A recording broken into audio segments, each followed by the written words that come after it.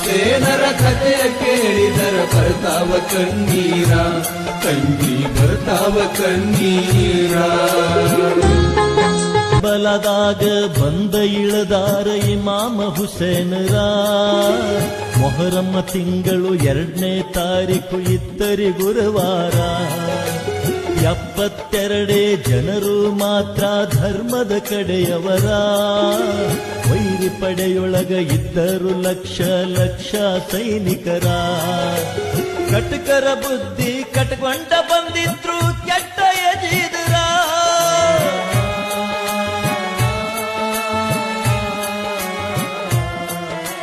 ಕಟಕರ ಬುದ್ಧಿ ಕಟ್ಕೊಂಡ ಬಂದಿದ್ರು ಫಲಸ ಗುಣದವರ.